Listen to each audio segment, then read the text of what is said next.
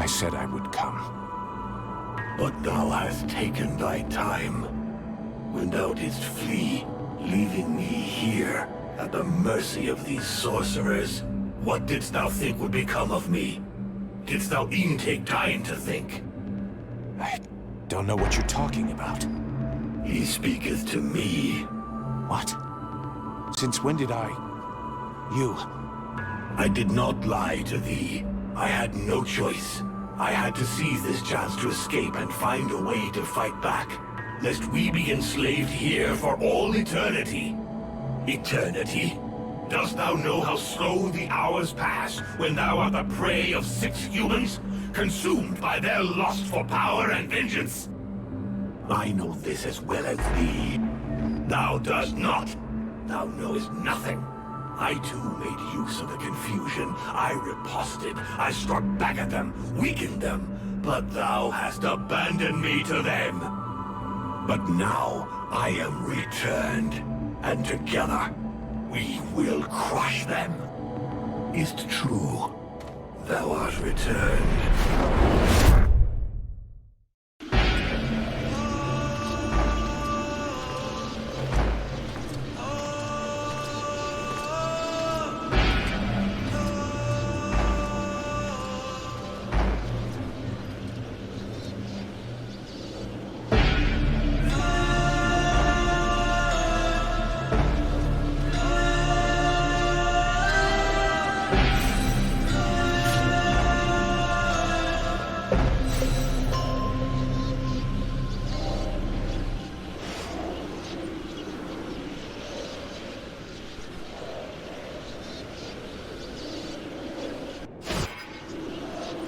You act like such a tough guy, yet you were so easy to manipulate. A shy smiler too, and you were eating out of my hand. What the hell? You think that I have forgotten that you didn't lift a finger to save my father? You let that sorceress get away just as soon as you were no longer of any use to her. You have no control, no authority, no charisma. You're just about as disagreeable as you were when you were alive. You weren't even able to keep safe those few who begged you for help. How can you possibly believe you have what it takes to save all of Vertiel from the Ice Lords?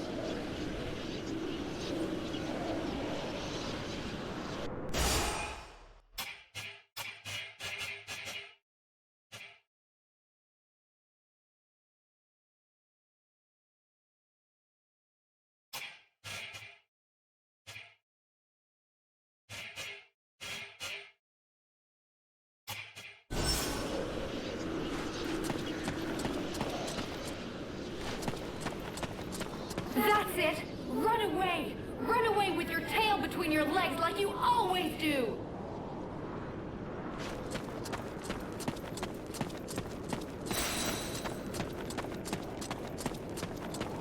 The company could have been yours, but you preferred to take it by force and condemn the freeborn blades through your pride and incompetence. Captain. You weren't capable of covering for your own brothers in arms. And you think you could save Vertiel? You want to be the captain?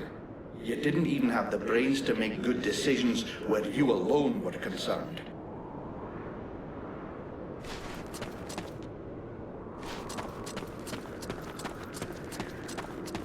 That's right. Run away, cowardly beast. You'll never think of any but yourself.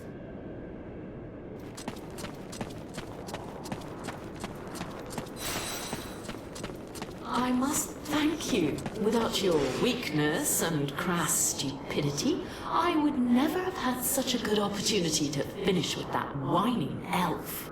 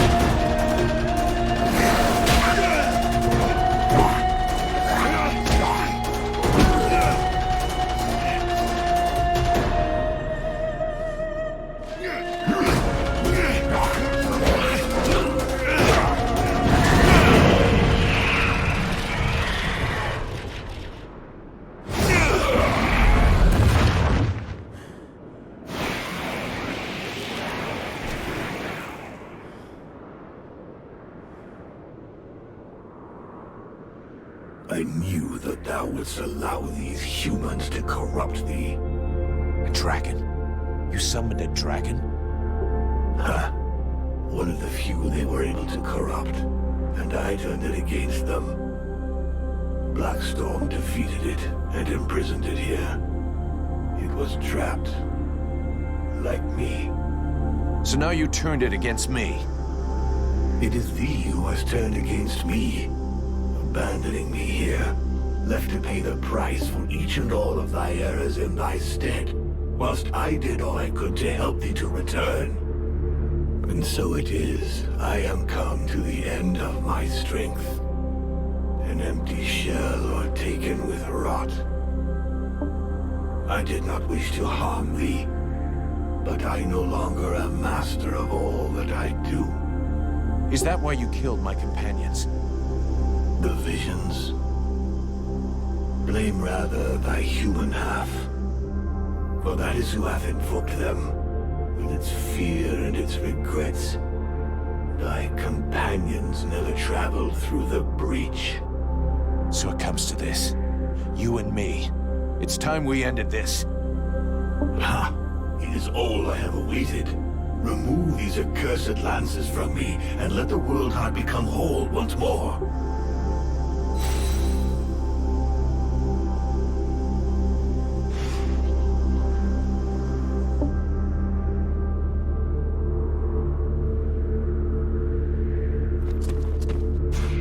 The World Heart. We made it. I would like to congratulate you in person, but I'm only a reflection. Today the living are not the masters of Virtual. You can save them, lead them, or destroy them. The choice is yours, and I pray the demon inside you does not make it for you. My people are decimated, and the humans as well. No matter what happens tomorrow, today Virtual is a ruin. We're here, Radful. This is the World Heart. The heart of the one who is just is often plagued with doubts, but it always speaks true at the last. When faced with the ultimate choice, the mercenary will remember his duty, and all will be resolved. The life of the knight has been spared by his friend. Now it is the fate of the world that is at stake. The faithful friend will remember his duty. The Iced Lords must perish.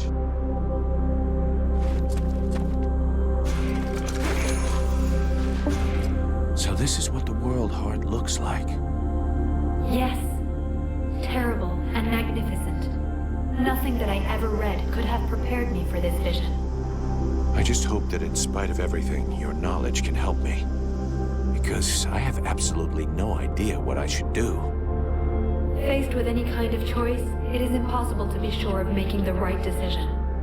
No one can see all the consequences of their actions on the future. But what I can tell you is that the entity within you is a piece, a limb, torn from the World Heart by its own will. By sending part of itself to Vertiel to inhabit a living body, it knew it would be protected until it was possible to get that part back. But while it was incarnate, the demons saw what we have done to the world, what terrible damage intelligent beings are capable of. Alas, I fear that now it wants to destroy everything, wipe the face of the world clean of our corruption, rather than risk that it should happen again. You must free Vertiel from the Ice Lords and break their link with the World Heart, but do not abandon us to the demon. If you let him return to his source, he will certainly regain his strength, but all who live will be destroyed. He will take revenge for what men have made him suffer. None will be spared. And you will die. And I want you to live.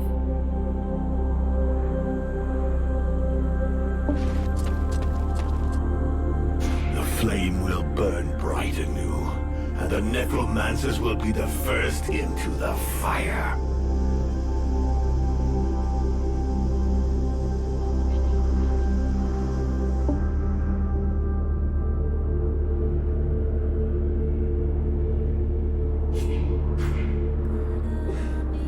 Faro, pura casi del faro.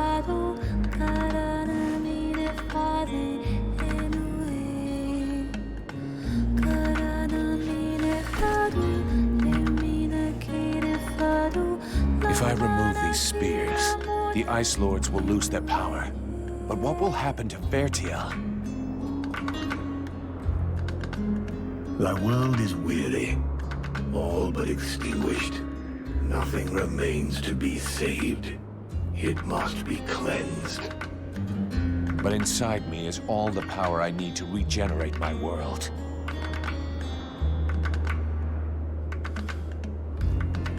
At the cost of mine? Do not think it.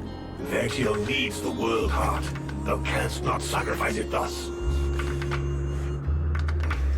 There are still dragons, and this way the necromancers will be destroyed. The fire of the world heart is not completely out. It will burn bright again, in time. But without us, I forbid thee to do this. I will not die for thee.